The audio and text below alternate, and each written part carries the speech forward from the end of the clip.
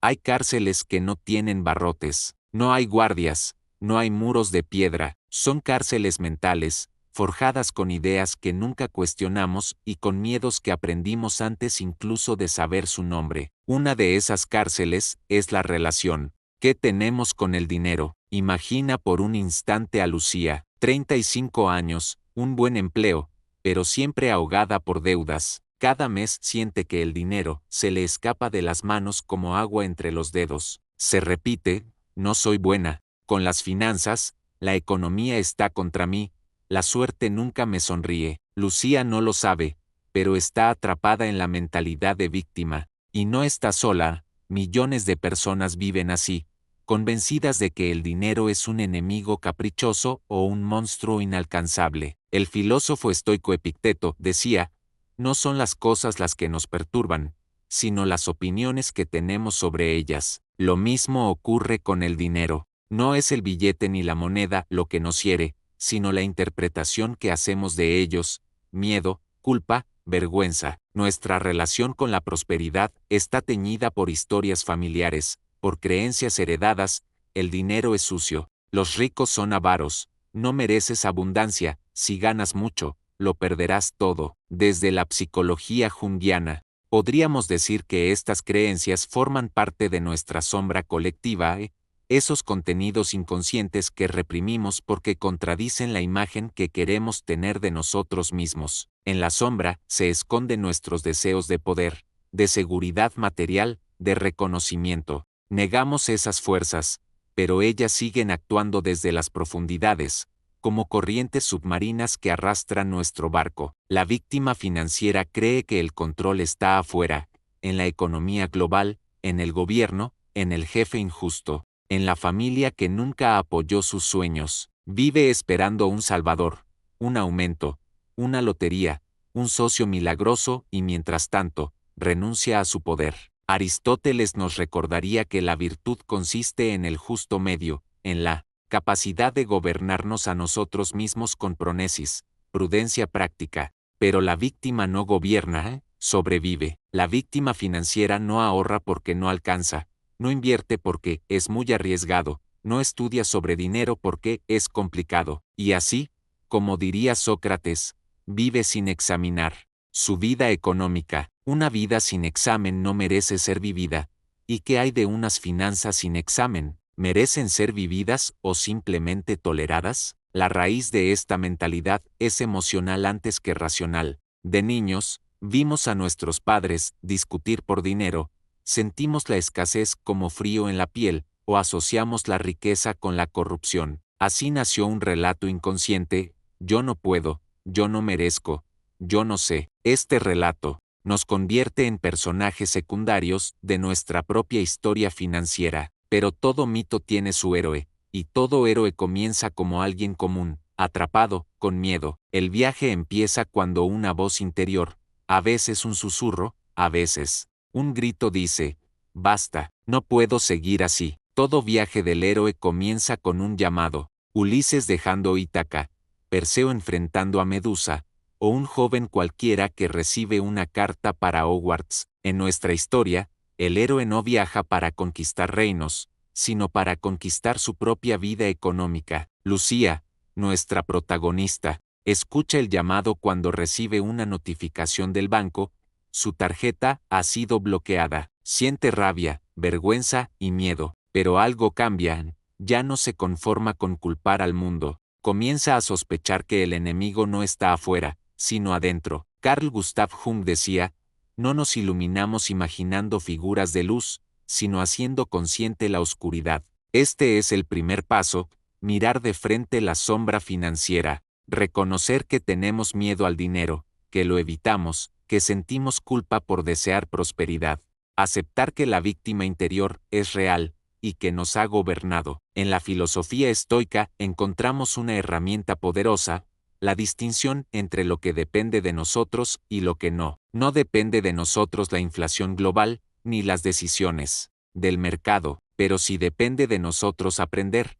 ahorrar, cambiar hábitos, invertir en nuestro crecimiento. El héroe financiero se forma al decidir, yo asumo lo que está en mis manos. La mayéutica socrática nos invita a cuestionar creencias. ¿Por qué crees que el dinero es malo? ¿Quién te enseñó eso? ¿Es realmente cierto que no puedes manejar tus finanzas? Cada respuesta destapa una capa de ignorancia y revela un núcleo de verdad. En esta etapa del viaje, el héroe se encuentra con sus aliados, libros, mentores, cursos, nuevas amistades, y también con sus dragones, deudas acumuladas, hábitos de consumo impulsivo, emociones como la envidia o la avaricia. No se trata de destruir la sombra, sino de integrarla. Como diría Jungo, lo que niegas te somete, lo que aceptas te transforma. Lucía empieza a llevar un registro de sus gastos. Al principio, duele, cada café innecesario le parece una confesión de culpa, pero pronto entiende que el dinero no es un juez, sino un espejo. Refleja sus elecciones, su disciplina, sus prioridades.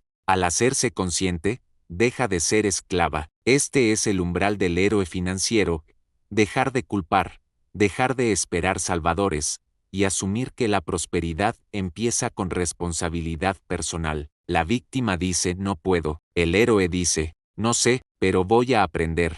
El viaje no es lineal ni cómodo, como en toda epopeya, hay pruebas, tentaciones y fracasos. Lucía decide pagar sus deudas y crear un fondo de emergencia, pero en el camino, una tentación aparece, una oferta irresistible para unas vacaciones costosas. El viejo patrón susurra, te lo mereces, la vida es corta. Aquí entra en juego la ética aristotélica, la virtud como hábito. No basta con saber que es correcto, hay que entrenarse para hacerlo. Aristóteles decía que nos volvemos justos practicando la justicia, y valientes practicando la valentía. De la misma forma, nos volvemos prósperos practicando decisiones financieras correctas, una y otra vez. Lucía empieza a usar la espada del discernimiento, distingue entre deseo y necesidad, entre inversión y gasto. Cada decisión consciente es una victoria sobre la sombra, y cada victoria refuerza su identidad de,